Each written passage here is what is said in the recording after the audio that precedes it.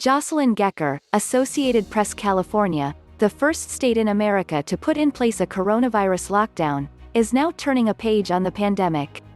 At the stroke of midnight, California lifted most of its COVID-19 restrictions and ushered in what has been billed as the state's grand reopening. Starting Tuesday, there were no more state rules on social distancing, and no more limits on capacity at restaurants, bars, supermarkets, gyms, stadiums or anywhere else. And masks, one of the most symbolic and fraught symbols of the pandemic, will no longer be mandated for vaccinated people in most settings, though businesses and counties can still require them. Just in time for summer, California wants to send the message that life in the Golden State is getting much closer to normal. The economy is fully reopened for the first time in 15 months and people can largely return to pre-pandemic lifestyles. Fans can cheer maskless at Dodgers and Giants baseball games. Disneyland is throwing its doors open to all tourists after allowing just California residents since it opened in April. People can pack indoor bars and nightclubs from the Sunset Strip in Los Angeles to the Castro in San Francisco. With all due respect, eat your heart out, the rest of the United States. There is no state in America that has more, Governor Gavin Newsom said on the eve of the reopening. The state is not just poised to recover, it's poised to come roaring back. To mark the reopening, Newsom will make a few lucky residents millionaires.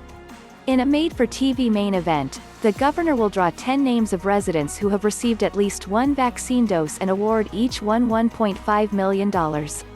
The drawing is the grand finale to the nation's largest vaccine incentive, $116 million in COVID-19 lottery jackpots and cash card giveaways. Winners can collect the money once they're fully vaccinated.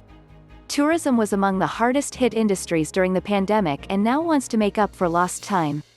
In terms of our incredible cities, our iconic attractions, the industry is ready to roll out the red carpet to visitors in California, around the nation and even the world, said Caroline Beteta, President and CEO of Visit California. Pandemic highs and lows saw California go from being a success story to the U.S. epicenter of the virus.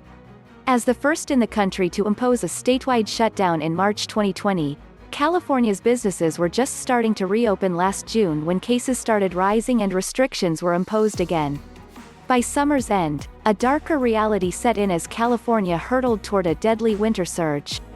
Shutdowns, curfews and harrowing images from overwhelmed hospitals became the norm as the state set new records almost daily for infection rates and staggering death tolls. More people tested positive for the virus in California, 3